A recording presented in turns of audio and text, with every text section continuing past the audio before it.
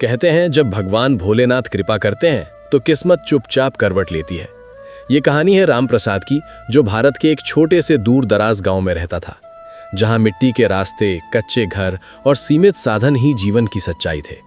उसके पास अपनी कहने लायक न जमीन थी, न पक्का घर, न कोई बचत या संपत्ति।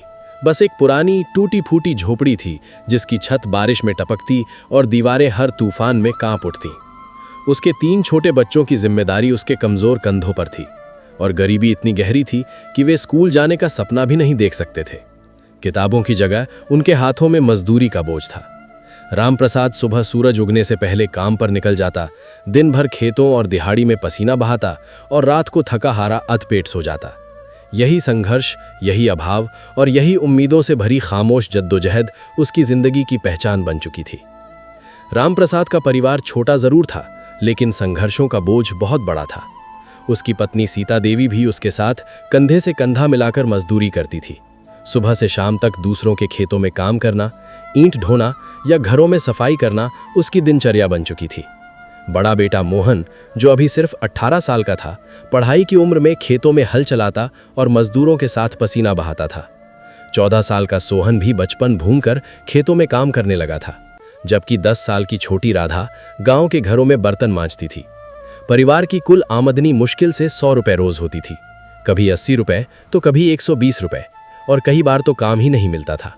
अपमान, ताने और कठोर व्यवहार उन्हें रोज सहना पड़ता, लेकिन वे चुप रहते, क्योंकि उनके लिए काम ही जीवन था और वही उनके अस्तित्व का सहारा था। गांव में गरीबी से भी ज्यादा दर्दनाक था अपमान का बोझ। एक दिन ठाकुर के बेटे विक्रम ने सबके सामने राम प्रसाद को नीचा दिखाया, उसे ताने दिए और उसकी हैसियत का मजाक उड़ाया। आसपास खड़े लोग तमाशा देखते रहे, लेकिन कोई आगे नहीं आया। राम प्रसाद की आंखों में क्षण भर के लिए आंसू तैर गए, पर उसने जवाब नहीं दिया। वो चुपचाप सिर झुकाकर वहां से चला आया, क्योंकि विरोध करने की कीमत वो जानता था। उस रात जब पूरा गांव सो रहा था, वो अपनी झोपड़ी के बाहर खड़ा आसमान की ओर देखता रहा। टूटे हुए मन से उसने भगवान से सवाल किया, हे भगवान, मेरे बच्चों का क्या दोष है? उन्हें इस अपमान और अभाव की सजा क्यों मिल रही है? उसके भीतर का आत्मविश्वास डगमगा रहा था, लेकिन दिल में कहीं एक छोटी सी उम्मीद अब भी बाकी थी। कठिन परिस्थितियों और लगातार अपमान के बावजूद राम प्रसाद की श्रद्धा कभी डगमगाई नहीं। हर सोमवार वो बिना नागा गांव के छोटे से मंदिर में जाता था। उसके पास चढ़ाने के लिए ना फूल होते थे, ना मिठाई, ना पैसे, लेकिन उसके दिल में सच्चा विश्वास था। वो शांत बैठकर भगवान के सामने अपनी पीड़ा रख देता, जैसे कोई पिता अपने बड़े से सहारा मांग रहा हो। घर पर सीता देवी भी हर शाम मिट्टी के छोटे से दिए में तेल डालकर उसे जलाती और फोल्डेड हाथों से प्रार्थना करती, हे प्रभु, हमारे बच्चों को भूखा मत सुलाइए, बस इतना कर दीजिए। उनकी भक्ति दिखावे की नहीं थी, वो उम्मीद का आखिरी सहारा थी जो उन्हें टूटने नहीं देती थी। एक दिन जब राम प्रसाद हमेशा की तरह मंदिर जा रहा था, रास्ते में उसे एक रहस्यमयी बूढ़ा साधु मिला। उसकी आंखों में अजीब सी शांति और चेहरे पर गहरा तेज था। साधु ने बिना कुछ पूछे उसे पास बुलाया और एक छोटी सी पोटली उसके हाथ में थमा दी। उस पोटली में कुछ सूखी जड़ी बूटियां थीं और उनके उपयोग के सरल निर्देश। राम प्रसाद हैरान था। वो कुछ समझ पाता उससे पहले ही साधु ने धीमी लेकिन दृढ़ आवाज में कहा, विश्वास मत खोना, समय आने वाला है। इतना कहकर वो आगे बढ़ गया। राम प्रसाद देर तक वहीं खड़ा सोचता रहा, जैसे उसकी जिंदगी किसी अनदेखे मोड़ की ओर बढ़ने लगी हो। कुछ ही दिनों बाद गांव में एक बड़ी घटना घटी। ठाकुर की पत्नी अचानक गंभीर रूप से बीमार पड़ गई। शहर से डॉक्टर बुलाए गए, दवाइयां दी गईं, लेकिन हालत में कोई सुधार नहीं हुआ। पूरे घर में चिंता और घबराहट फैल गई। तभी किसी ने सुझाव दिया कि राम प्रसाद के पास कुछ जड़ी बूटियां हैं। पहले तो ठाकुर ने संकोच किया, पर मजबूरी में उसे बुलवाया गया।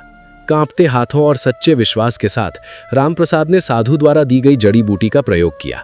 कुछ ही समय में आश्चर्यजनक रूप से ठाकुर की पत्नी की तबीयत सुधरने लगी। घर में राहत की सांस ली गई।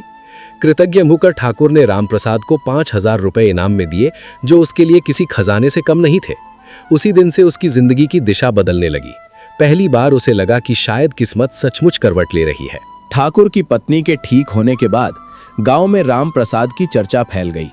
लोगों को पता चला कि उसे जड़ी बूटियों का ज्ञान है, और धीरे धीरे वो इस विद्या को समझने और निखारने लगा।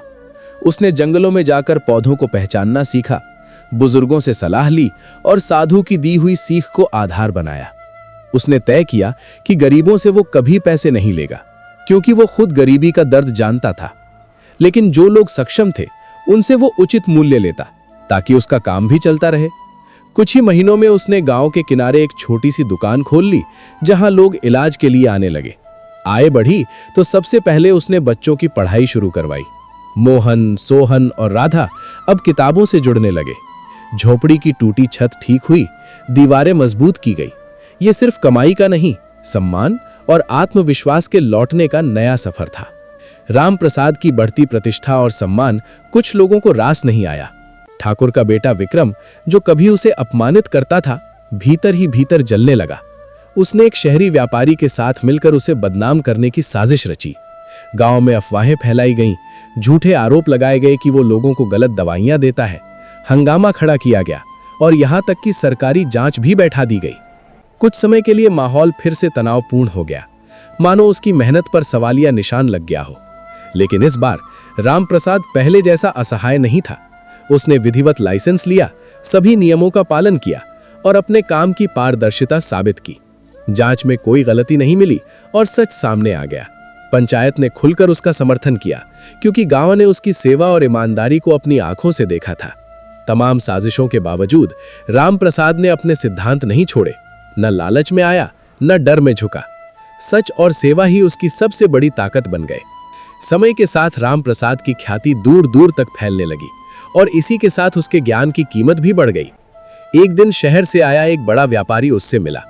उसने लालच भरी मुस्कान के साथ 1 लाख रुपए नकद देने की पेशकश की। बदले में उस खास जड़ी बूटी का फॉर्मूला मांग लिया।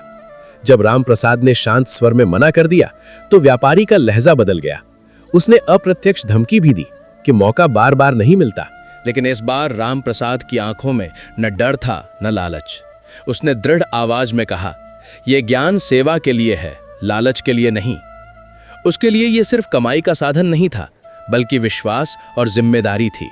वो जानता था कि अगर वो सिद्धांतों से समझौता करेगा तो वो वही सब खो देगा जिसके लिए उसने संघर्ष किया था: सम्मान, आत्मसम्मान और ईश्वर पर अटूट भरोसा। समय के साथ राम प्रसाद की मेहनत और ईमानदारी रंग लाने लगी। उसकी झोपड़ी की जगह अब एक मजबूत पक्का घर खड़ा था, जो सिर्फ दीवारों का नहीं बल्कि उसके संघर्षों की जीत का प्रतीक था। उसने थोड़ी जमीन भी खरीदी ताकि परिवार को स्थायित्व मिल सके। लेकिन उसकी उन्नति सिर्फ अपने तक सीमित नहीं रही। उसने गांव में एक छोटा स्कूल खुलवाया ताकि किसी और बच्चे को गरीबी के कारण पढ़ाई से वंचित न होना पड़े। पानी की समस्या दूर करने के लिए उसने कुआं खुदवाया, लोगों के मिलने जुलने और कार्यक्रमों के लिए सामुदायिक भवन बनवाया और बाद में एक छोटा अस्पताल भी बनवाने में सहयोग दिया। जब गांव में बाढ़ आई तो उसने लाखों रुपए खर्च कर लोगों की मदद की, भोजन और दवाइयों की व्यवस्था करवाई। सबसे बड़ी खुशी उसे तब मिली जब उसकी बेटी राधा, जो कभी बर्तन मांजती थी, पढ़ लिखकर डॉक्टर बनी और उसी गांव में सेवा करने लगी। ये सिर्फ एक परिवार की सफलता नहीं थी, बल्कि पूरे गांव की किस्मत बदलने की कहानी बन चुकी थी। समय के लंबे सफर के बाद जब राम प्रसाद पीछे मुड़कर अपनी जिंदगी को देखता तो उसे सबसे बड़ा बदलाव अपने घर, जमीन या धन में नहीं दिखाई देता था, बल्कि अपनी सोच में नजर आता था। वो अक्सर लोगों से कहता, सबसे बड़ा बदलाव पैसे में नहीं, सोच में आया। उसने अनुभव से सीखा कि हालात चाहे कितने भी कठिन क्यों न हो, इंसान की सोच अगर सकारात्मक, ईमानदार और दृढ़ रहे तो रास्ते खुद बनते जाते हैं। उसे यह भी समझ आ गया था कि असली गरीबी जेब की नहीं, मन की होती है। जब मन हार मान ले तब इंसान सचमुच गरीब बनता है, लेकिन जब मन मजबूत हो तो खाली हाथ भी भविष्य गढ़ सकते हैं। यही सोच उसके जीवन की सबसे बड़ी संपत्ति बन गई। 70 वर्ष की उम्र में भी राम प्रसाद हर सोमवार उसी श्रद्धा के साथ मंदिर जाता है जैसे अपने संघर्ष के दिनों में जाया करता था। अब उसके कदमों में थकान जरूर है, पर विश्वास पहले से भी अधिक गहरा है। वर्षों के अनुभव ने उसे ये एहसास कराया कि वो रहस्यमयी साधु कोई साधारण इंसान नहीं थे, मानो स्वयं महादेव ने उसके जीवन में आकर उसे दिशा दी हो। लेकिन वो ये भी भली भांति समझ चुका है कि चमत्कार केवल रास्ता दिखाते हैं, मंजिल तक पहुंचने के लिए कदम खुद उठाने पड़ते हैं। महादेव ने उसे अवसर और संकेत दिया, पर उस राह पर चलने का साहस, मेहनत और ईमानदारी राम प्रसाद ने स्वयं चुनी। यही उसकी कहानी का अंतिम और सबसे गहरा संदेश है। कहानी का सार: रामप्रसाद की पूरी यात्रा हमें गहरी सीख देती है कि जीवन की परिस्थितियां चाहे कितनी भी कठिन क्यों ना हो, इंसान अगर मेहनत करना नहीं छोड़ता और सही दिशा में प्रयास करता है तो बदलाव निश्चित है। केवल परिश्रम ही पर्याप्त नहीं होता, बल्कि सही मार्गदर्शन और सकारात्मक सोच भी उतनी ही आवश्यक होती है। उसने ये साबित किया कि ईमानदारी सबसे बड़ी पूंजी है जिसे कोई चुरा नहीं सकता और जो समय के साथ और अधिक मूल्यवान होती जाती है। सेवा को उसने अपनी सबसे बड़ी दौलत बनाया, क्योंकि जब इंसान दूसरों के जीवन में रोशनी लाता है तो उसका अपना जीवन भी उजाला बन जाता है।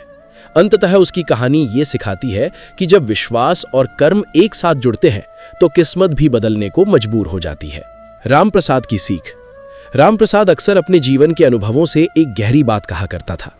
पैसा आना जाना है, लेकिन सम्मान और नींद की शांति सिर्फ सच्चाई से मिलती है। उसने अपनी आंखों से देखा था कि धन इंसान को सुविधा दे सकता है, पर सुकून नहीं। बड़ी से बड़ी दौलत भी उस व्यक्ति को शांति नहीं दे सकती जो गलत रास्ते पर चलकर आगे बढ़ा हो। लेकिन जो इंसान ईमानदारी, सेवा और सच्चाई को अपनी नींव बनाता है, वो रात को चैन की नींद सोता है और समाज में सिर ऊंचा करके चलता है। रामप्रसाद की सबसे बड़ी कमाई उसका बैंक बैलेंस नहीं, बल्कि लोगों का विश्वास और सम्मान था। यही उसकी असली संपत्ति थी और यही उसकी जिंदगी की सबसे बड़ी सीख।